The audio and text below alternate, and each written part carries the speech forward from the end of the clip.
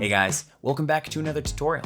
My name's Jake, and today we're going to be structuring things a little bit differently. But before we get into any of that, let's take a look at what we're going to be creating.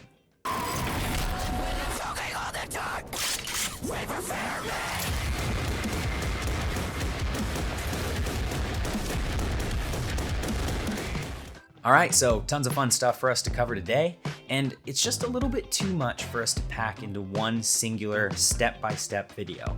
So this one's going to be structured in more of a VFX generalist how-to, as we're going to go from software to software, making sure to touch on the biggest key elements that go into making an effect like this. So hopefully, even though we're going to be using After Effects and Cinema 4D primarily, you can take some of these tools to the software of your choice, as long as they can do 3D and compositing. But with that being said, let's go ahead and get right into it. All right, so here we are in Adobe After Effects. As you can see, I already have my footage imported, so I'm going to drag it down here to create a new composition. All right, and here we have my good friend Josiah pretending to shoot his gun. He's in a cool outfit, smeared some dirt on his face, so shout out to him for the dedication. We've got the light flickering off to the side, and he's in front of a blue screen. So the first thing we're going to need to do is key him out. So I'm going to come up here and grab my mask pen tool and draw a little shape around just the parts of the blue screen I know we're going to need to keep. All right, now we can scrub through this, make sure his head doesn't go out of frame. Looks like it does a little bit, so let me just move my mask up some. Now we're going to add an effect onto this called Key Light. In the Key Light settings, what we need to do is grab our eyedropper and select a blue color from the screen. And then I'm going to change this from Final Result to Combined Matte.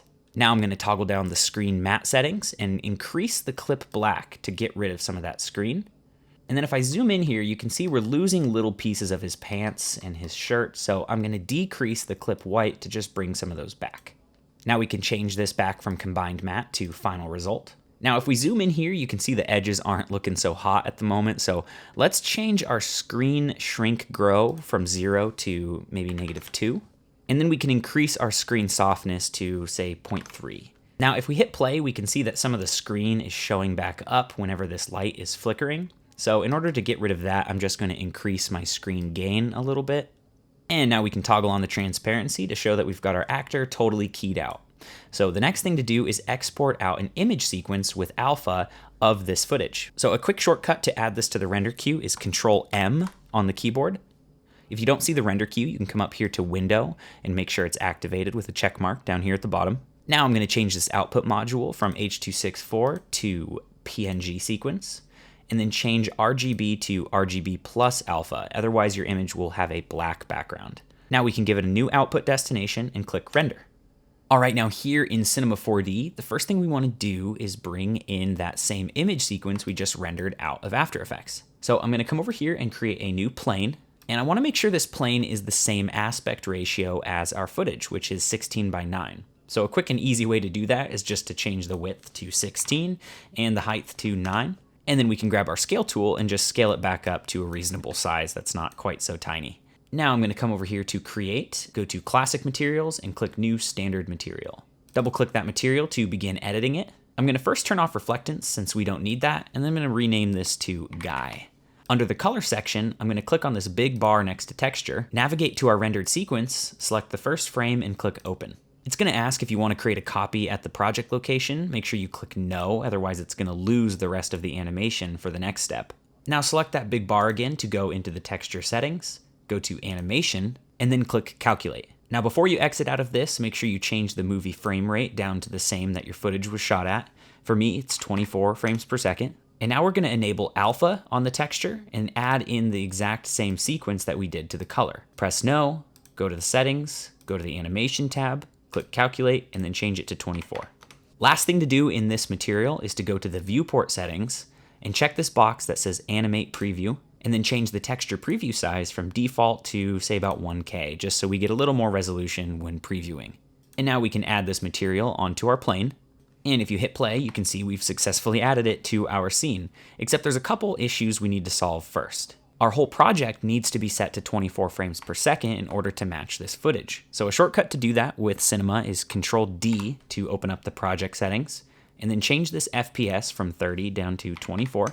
And then we need to increase the length of this sequence to match the length of our image sequence that we rendered of our footage. So if we go back into our material, and go to the texture animation settings, we can see the movie end frame is 157. So let's click this 72 and instead type in 157. Now let's click this icon to create a new camera. If we click this little box next to the camera, we can look through it and control where it is in our scene. And then we can set our plane as a child of the camera and go to the coordinates and then set the rotation to 0, 90, and 0 to make sure it's always facing our camera. Now let's also type in 0 for the X and Y coordinates to center this in the frame, and then adjust our Z until the borders of the frame match the borders of our shot. Now let's go ahead and create another new plane to act as our floor, and let's position our camera to roughly put our actor's feet on that plane. Doesn't have to be perfect, I think here looks about good. And now I want to just lock this camera so I can't accidentally move it anywhere. So let's right click, go to rigging tags and choose protection. And then let's click this button again to create another new camera and set this as a child of our locked camera. And that'll allow us to animate the Z on this new camera we created to give our scene a little bit of movement. We can also animate this camera up and down for some camera shake, maybe a little bit of tilting up and down as well. We just gotta be careful not to push it too far like this, otherwise it becomes obvious that we're looking at a flat plane and not an actual 3D character here. So let's zero these back out. Go to the beginning of our timeline and let's push our camera back in Z space, create a keyframe, and then go to the very end and push all the way forward, maybe somewhere around here. And if you don't like seeing this camera in your viewport, which I definitely don't, you can click this top little bubble twice to make it red so it's no longer visible, but then we gotta click the top bubble on our plane object once to turn it green so that way this is still going to be visible. Now I'm also going to scale up our plane so it fills out our scene a little bit more. And then I think I want to cheat the camera to be a little bit lower to the ground at the start of this shot. So let's go to the very end, add a keyframe for the Y, and then go back to the beginning, and then we can move this value down negative to bring it a little lower to the ground. Maybe somewhere around right there looks good. Now let's right click on one of these keyframes, go to animation and choose show F-curve. And I'm gonna grab the first frame on both and drag in this curve so that way it doesn't start with an ease, but it does slow down as we get through the rest of this shot. And now I'm gonna add a little bit of camera shake. So a cheap and easy way to do that is to right click on your camera, go to animation tags and choose vibrate. Click on this button to enable position. And I'm gonna change this first number down to 0, and we're gonna change the second number, which is our up and down movement, to something small, maybe like 10.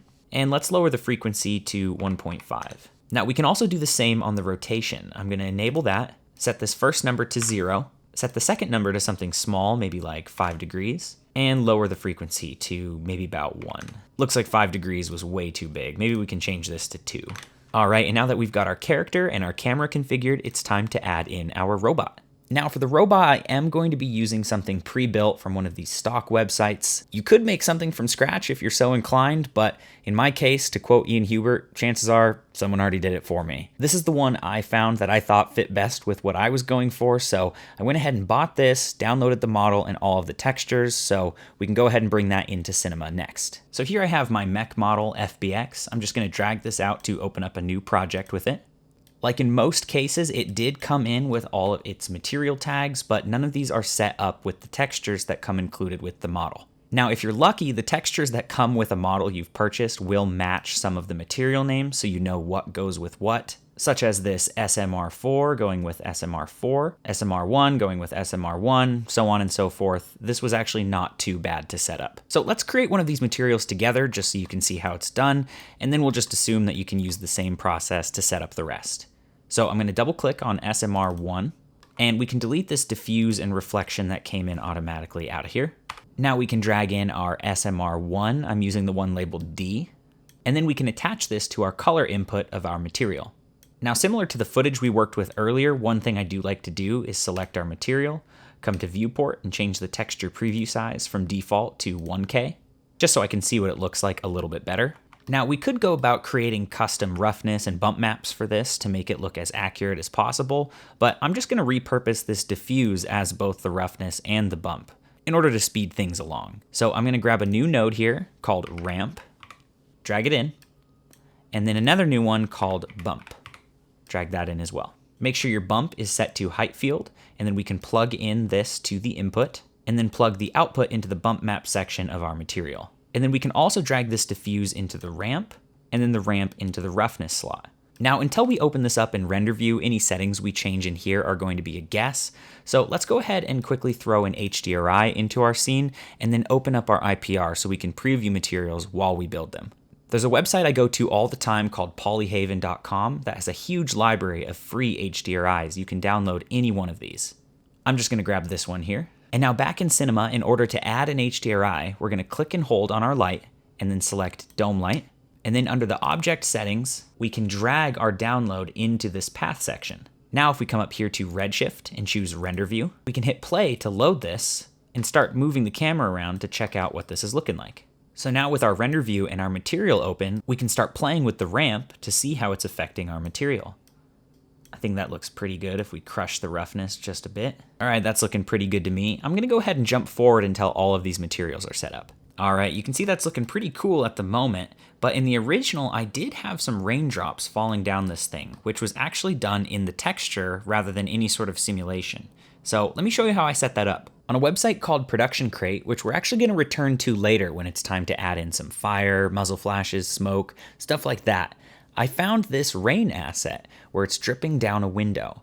So what I did was download this, bring it into After Effects, and then re-export it as a PNG sequence. And now that I have my PNG sequence ready to go, I can drag the first frame out into our material. Make sure you say no so all the frames stay together. And then same as our footage, we can click this, go to Animation, change this from Off to Simple, and then click Detect Frames. You'll see that it worked if it automatically populated the start and end frame and they're not just both set to 0. Now we can come up here and click this plus and search Material and drag out a new material and change this from Custom to the Glass preset.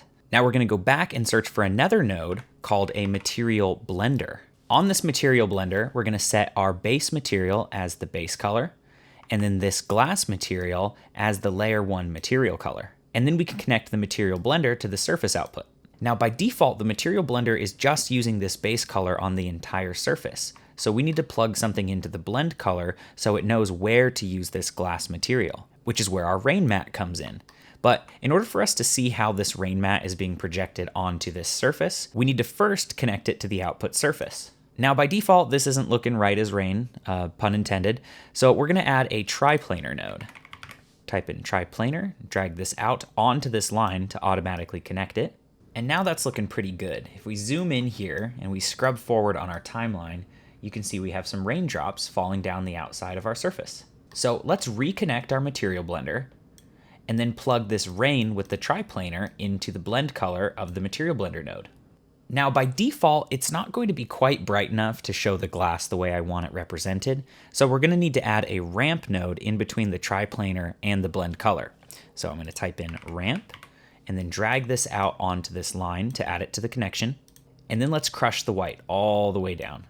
And you can see now we're starting to get somewhere. The next thing we could do is add a new bump node, bring this out, connect the ramp to the input, and then connect the output to the overall bump on our glass material. And then lastly, we can add this to a displace node. So type in displace, drag that out, connect our ramp to the displacement, and then our displacement to the displacement section on our output node. By default, that's gonna be way too intense, so let's click this node and change the scale from 1 down to about 0.2. And if we zoom out here, we have a pretty convincing looking rain effect that does animate and drip down the side of our model. Now let's talk about animating this mech.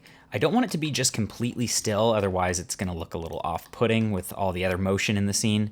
So we need to give it just a little bit of life. Now, since this is not going to be a full animation tutorial, I'm just gonna talk about how we can move certain key parts of this to make it look less static. For example, this big piece at the front is going to shoot back and forth to simulate the gun firing. So if we select this object, come over here to the coordinates, we can create keyframes for the X, Y, and Z, move forward a few frames on the timeline, push it backwards, and then create new keyframes at the updated position. And after it fires back, it's obviously gonna need to slide back forward before it shoots again, so let's move forward a little bit more, slide it forward, and then again, new keyframes. Another thing you could do is grab the entire body and move it up and down so it's undulating a bit. Maybe grab the upper arm and give it some rotation. It's really up to you what you wanna do with the animation of your mech, but what I will say is, in my opinion, less is more. You can see in the original example, I had it just begin by stomping its foot down and then moving the guns so they look like they're firing independently from one another. All right, now that we've got our robot animated, textured, we've got our camera animated, we've got our guy in here, it's time to start talking about building out the environment around them. Similar to the robot, I did just source a bunch of stock assets. CG Trader, TurboSquid, those are great places to find debris, materials, stuff like this that works really well in building out a sort of city destruction scene. One of my biggest resources I use often is Quixel Megascans, which is now located on fab.com, where you can search through hundreds, sometimes even thousands of different assets, 3D models, textures, you name it, it's pretty much all here. When you download one of these Fab 3D models, it'll come with the FBX as well as all the materials you need to put it together. So same as building out our Mech materials, it's going to just be about connecting the base color to the color, the normal to the normal, rough to rough, etc. Once you've found a bunch of assets you're happy with, it's just going to be as simple as putting them in your scene wherever you think they look interesting, periodically jumping between perspective and camera view to make sure things are filling out nicely. Now once your scene is all built out, it's time to start talking about lighting. So when it comes to lighting your scene, we have two responsibilities. The first is going to be matching the lighting on our actor, while simultaneously making sure that we make this look as cool as possible, taking creative liberties wherever we need to. So to get started, I'm going to grab our dome light and turn the intensity from 1 down to 0.2, and then we're going to add in a light to simulate this harsh edge lighting we're getting on the left top side of our actor. So let's come over here and create a new area light. We can also click this lock button at the top to lock our IPR to our camera, so then we can exit our camera view and then work more freely in our scene. So let's drag this light up, scale it up some, and shift it over. And then let's turn down the intensity from 100 to say about 50. And we can change the mode from color to temperature and turn the temperature Kelvin down some just to make it a little bit warmer. You'll also notice on our footage we do have a little bit of light wrapping around the right side of him as well. So if we hold Control and drag our light, we'll create a second copy of it to move to the right side of our scene. So then we can rotate this 180 degrees, and then we can turn the intensity down really low, something like 5. You'll also notice that at certain moments in this footage, our actor is getting this light that flickers on the front of him, simulating some flashes happening off screen. So let's create a light to mimic that as well. Let's first grab our area light that's already on the right side of our scene and hold Control and drag it a little bit closer. Then let's change the intensity from 5 up to maybe around like 80. And I'm also going to turn the spread from 1 down to maybe about 0.3 or 4. And I'm going to lower it down some. Now, although this looks pretty cool and it's helping blend our actor into our scene, we don't want this on the entire time. The manual way to do this would be to keyframe the intensity from 80 down to 0 whenever it's not on, going frame by frame through all 157 frames, but that's going to be a huge pain. So instead, we're going to add each one of our new lights to a separate light group so we can change which ones are on or off or how intense they are later in compositing. So to do that, with your light selected, go to the detail panel, and right here where it says AOV light group, we need to change this from none to this option that says add new light group. You'll see I already have a handful of groups in here from when I already did this, but it's as simple as clicking this add new light group button and giving it a name like front flash so we can identify it later. Now we can also add additional lights in front of each of the guns on the mech and give those their own light group so we can animate those flashes in later as well. So once you've got all your lights set up in your scene and all of your light groups individually created, it's time to set this up to render. If you click this option up here, we'll open up our render settings. We can click Redshift, click Advanced, and then go over here to where it says AOV. Now choose this option that says Show AOV Manager. In the AOV Manager, let's first drag out Beauty. Select this to reveal the options, and then here underneath light groups, make sure you check this option that says all light groups. So each of these is rendered separately when we export this. Now I'm also going to drag in depth to add a Z depth pass, which is going to be used later in compositing. You'll see how useful that is when we get to that step. Now under output, don't forget to change your frame rate to 24 frames per second or whatever it is for the project you're doing. Set your width and height to the same as your footage. Mine happens to be 1920 by 1080. Make sure your frame range is set to all frames so it gets the full project. And then most importantly, under the save output, you'll see this section that says multi-pass image. This is how we're going to get our AOVs into After Effects. What we need to do is give this an output destination, change the format to OpenEXR, and then make sure you check this box that says multi-layer file. Now for the render settings themselves, you can go to Redshift, click on Basic, and then just change bucket quality to the medium preset, turn on motion blur, make sure the global illumination is on, and this is going to be ready to render. One more thing I need to point out is by default, when you create a dome light, this option here that says background is going to be checked on. So if you come up here in your IPR view and change this to alpha, you'll see that there's no alpha on our image. So before you render, you need to make sure to uncheck background on your dome light in order to be able to add a background image in later. All right, and with all that said and done, your environment built out, your robot textured and animated, your lighting and your render settings configured, it's time for us to render this out. However, we need to first remember to turn off our character card, so that way it's not baked into our final render, and we can more easily composite it in and control the look of it in After Effects. So now we can go ahead and click Render to Picture Viewer.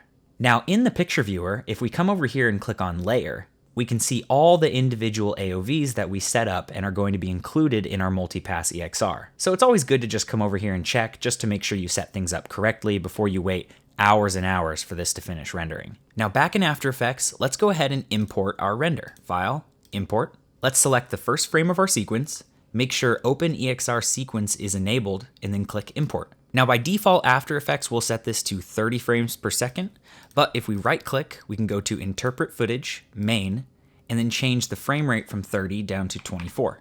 Now let's drag this down here into a new composition. Now you'll notice right away that this is square. When the actual render we were working on was in 16:9, I just decided to make it square in the original so that way it could be more easily cropped for horizontal or vertical content. So just bear with me here as the rest of the tutorial is going to be spent on our original render, and we'll be comping in this square aspect ratio. So with that being said, you can now select your render and add the effect called Extractor to it. You can see they've cleverly capitalized E, X, and R in the word extractor, because, you know, it's an EXR sequence.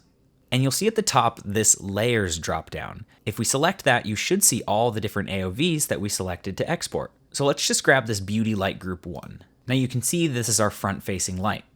So let's select our footage, hit Control D to duplicate it. Now on this top copy, let's change it from Beauty Light Group to Beauty Light Group 2. Now this light group is representing our top light that we set up. So we can change the blend mode now from normal to screen. And if you toggle this on and off, you can see we're adding these two together. So we can duplicate this and change the light groups as many times as we need in order to configure this to have the look we want. And since these light passes are all separated out into different layers, it's not hard for us to select a single layer and choose to brighten that up or color it in any way that we want. So that way it'll match better with our background and our actor. But speaking of those two things, we need to bring them into this shot. However, since this is a moving camera, it's not going to be as simple as just dragging him in. We need to go get a few things out of Cinema 4D first. So let's pop back over there. Now here in Cinema 4D, if we come up here to our render settings, we go to the save section, we can scroll down to the bottom and find something called Compositing Project File. This is going to allow us to send our camera, as well as any nulls or objects we mark for export, over to After Effects to use in compositing. So let's close out of this real quick and we'll mark some things for export. The first thing I want to do is turn back on our plane that has our character on it. Now we can right click on that, go to Render Tags and choose Cineware. This creates a null that will load in with our compositing file at this exact location in our 3D scene. So I may also want to hop out of my camera view, click this button to make a new null, and we'll place this by one of the guns on the mech.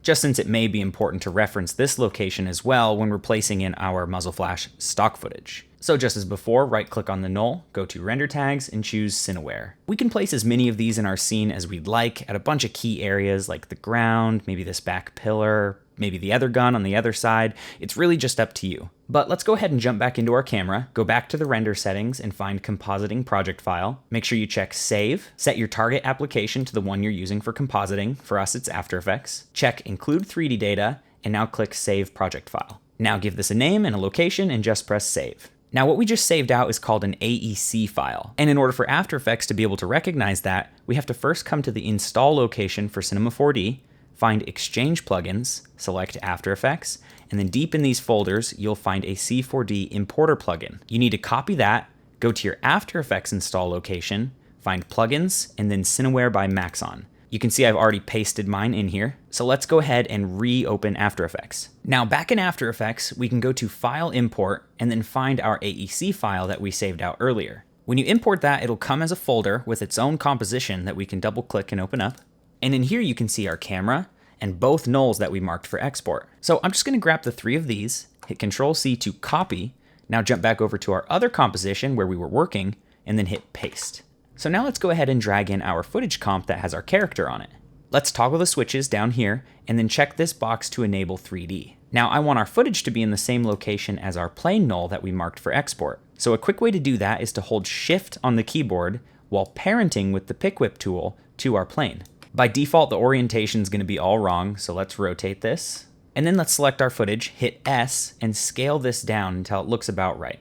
And now you can see we've got our character totally tracked into our scene. So the next thing we want to do is keep working on these layers with the different light passes until we get something that at least closely matches the lighting on our actor. Now after you've gotten that looking pretty good, we can also select our footage, add on a levels adjustment, and start making the footage now match the render. So just a little bit of contrast, maybe pull out some of these blues. And I also think our boots should be just a little bit darker. So a simple way to do that would be to just jump back into our footage comp, add a new adjustment layer. Onto that adjustment layer, throw a curves, darken it down some, and then we can grab our rectangular mask tool and draw a shape just around the bottom part of his body. Hit F, and then let's feather this out. And now let's jump back over to our main comp. Another thing we could do to integrate his feet a little bit further is utilize our depth pass. So let's grab one of these copies here, hit Control D to duplicate it, and then on the extractor plugin, change this to depth. Now we can increase our white and black point, just to try and create a mat around some of these front rocks that would be blocking the bottom parts of his boot. So now if we toggle these switches and use the track map pick whip on our footage to select our new copy of this render, we can change it to Luma Matte and the front parts of his boots will disappear. Now you may have to create keyframes on the black and white point so you can animate them throughout this shot as the camera moves to ensure that the selection of these front rocks stays consistent. But now let's talk about the background that I added into the original. This image for the background came from a few different Midjourney prompts that my buddy Josiah mashed together into this background plate. We were then able to give that same matte painting to this website called Haluo AI, I'm not sure how to pronounce that, and it gave us back this cool looping, smoky fire background that we could use in our animation. So I'm going to import that into my After Effects project. Drag it down here to the very bottom below all of my layers. Again, make this a 3D layer, and now we can push this way back out into the distance and scale it up so it fills the frame. Now we can also go ahead and throw a levels adjustment on this and go about fixing the color so it better matches our scene as well. All right, now that we got that looking pretty good, let's go ahead and talk about adding in these front flashes that we have on our character. If we select one of these light group layers, we can duplicate it again and then change it to the light group that has our front flash. I'm going to also add a curves to this and brighten it up a bunch. So you can see now we've created a layer that we can toggle on whenever our actor is getting this front flash. So let's hit T on the keyboard and create a keyframe for 100% opacity on this frame, go backwards one frame using page up, and set the opacity down to 0. Now if we go forward to the next frame, we'll see the flash is still there, but it's not nearly as bright. So let's maybe set this down to about 50%, and then go forward one more frame and the flash is gone. So let's turn this back to 0. So you can see now how this is working. We're animating the flash to be on when we see it on our actor, and then off when it's not there. So let's go ahead and go through the rest of our timeline, frame by frame. I know it's a bit tedious, to make sure that this flash is happening whenever it needs to. Now, after you've got that all set up and you're happy with the way you've colored things and it's all cohesive, it's time to start arguably my favorite and the most important part, which is integrating lots and lots and lots of stock footage. You can see in the original we've got fog, smoke, rain, muzzle flashes, tons of stuff throughout here just to bring this scene to life. There are tons of great websites out there where you can find stock assets, but my favorite personally is Production Crate since they have tons of great stuff on here and I find the user interface very easy to search through. I could type in smoke, I could type in explosions, muzzle flashes, they've got tons of great stuff on here. So let's just go through and find some cool ones that we could potentially add to our project. I know I'm going to want one of these aerial smoke bursts for when he's shooting the gun. Definitely one of these muzzle flashes to go along with it.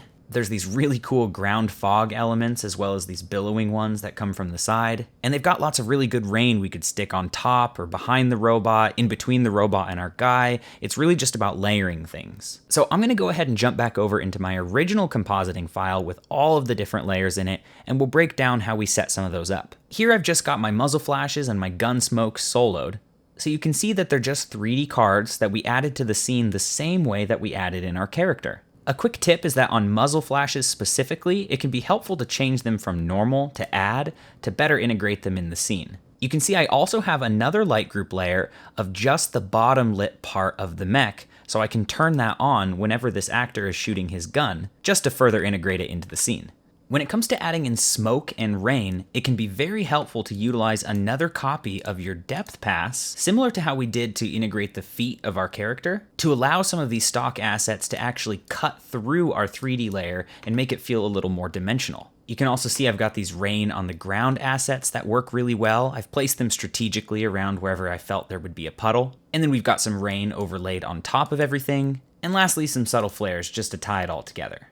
And once you're feeling happy with everything you've layered in, you can go ahead and throw a LUT over the top just to make it look a little cooler and maybe melt these things together a bit more. And I think with that being said, we've just about covered everything that went into putting this together. We talked about filming, keying, we talked about the robot, the textures, animating the camera, bringing it back into After Effects, bringing in your footage and setting it as a 3D layer and placing it in the scene, doing the same with stock footage cards, using various copies of depth mats to composite them. Oh, and we can't forget about the light groups to add in the flashes as well. I know this was a ton of information, maybe some of it went by a little bit too fast. Please let me know if you enjoyed this format of tutorial for the future, and of course leave me a comment or reach out on Twitter or Instagram if you have any questions. And as always, thanks for watching, and we'll see you in the next one.